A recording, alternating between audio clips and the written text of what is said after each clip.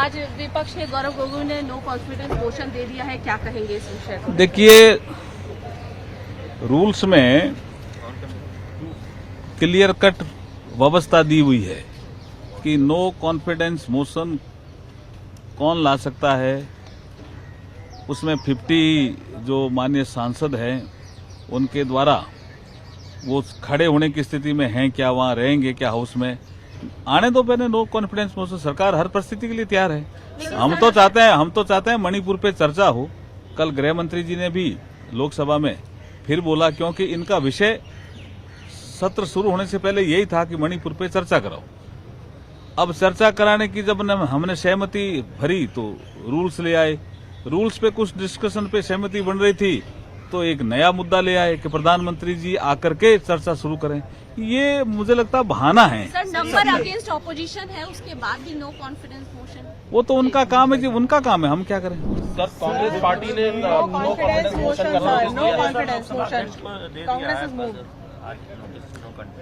तो no confidence दिया है, तो अब लोगों के कॉन्फिडेंस माननीय नरेंद्र मोदी जी के ऊपर, भारतीय जनता पार्टी के ऊपर ही है, और जो होगा हम अभी चर्चा करके हम डिसाइड करेंगे।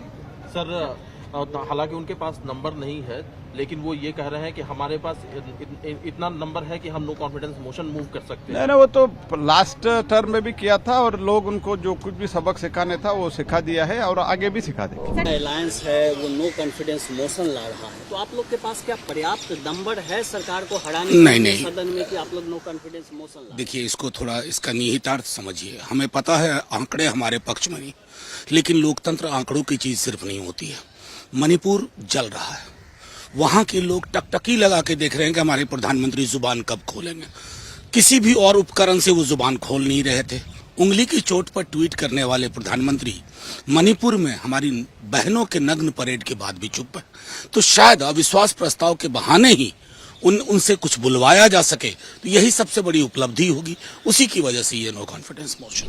खैर, जो भी है, इन सब के बीच क्या आप लोग के पास इतना नंबर है कि नो कॉन्फिडेंस ला रहे हैं? क्या सरकार को हरा पाइएगा आप लोग? देखिए, पहली चीज तो यह है, इस नो कॉन्फिडेंस मोशन का उद्देश्य क्या है वो समझ लीजिए। 4 बड़े उद्देश्य हैं। पहला उद्देश्य तो यह है कि सरकार बार बार ये कह रही है कि सरकार बहस चाहती है सदन चलाओ, सरकार बहस चाहती है सदन चलाओ, और विपक्ष हम शोर मचा रहा है, इसलिए सदन नहीं चल पा रहा। इस नो कॉन्फिडेंस मोशन के आने के बाद सरकार मजबूर हो जाएगी सदन चलाने पर, और इस प्रकार के मनगढ़ंत आरोप हम पर नहीं लगेंगे। वास्तव में सदन चलेगा। 4 दिन बर्बाद हो गए मॉनसून सत्र के। विपक्ष कहता रहा बहस कराओ, बहस कराओ, बहस कराओ, सत्ता पक्ष ने बहस नहीं कराई। तो पहली चीज इस नो कॉन्फिडेंस मोशन लाने की पहला औचित्य ये है, पहला उद्देश्य ये है कि सबसे पहले सदन चलेगा, बहस होगी, जो हम चाहते हैं। दूसरा महत्वपूर्ण बिंदु, ये नो कॉन्फिडेंस मोशन इसलिए भी लाया जा रहा है कि एक विस्तार से एक लंबी चर्चा हो, एक लॉन्ग ड्यूरेशन डिस्कशन हो, 5-7 मिनट की खाना पूर्ति वाली चर्चा ना हो। तीसरा बड़ा उद्देश्य इस बहस का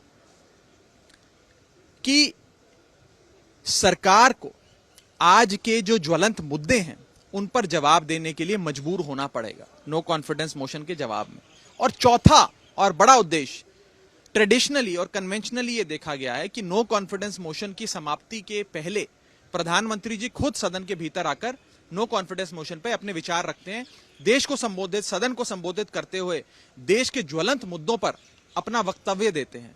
तो इस नो कॉन्फिडेंस मोशन के माध्यम से प्रधानमंत्री जी को भी सदन के भीतर आकर जवाब देने पे मजबूर होना पड़ेगा। ये 4 बड़े उद्देश्य हैं। नतीजा क्या होगा, किसके पास संख्या बल है, किसके पास संख्या बल नहीं है, किसके पास आंकड़े हैं, किसके पास आंकड़े नहीं है, तो बात की बात है। 4 महत्वपूर्ण उद्देश्य सबसे पहले पूरे हों, और बहुत बार इस प्रकार के लोकतांत्रिक हथियार, ये पार्लियामेंट्री इंस्ट्रूमेंट्स देश के लोकतंत्र को मजबूत करते हैं, कमजोर नहीं करते। इससे देश का लोकतंत्र मजबूत होगा, वास्तव में बहस होगी, सत्ता पक्ष और विपक्ष आपस में देश के गहन मुद्दों पर, खास तौर पे मणिपुर पर चर्चा कर पाएगा।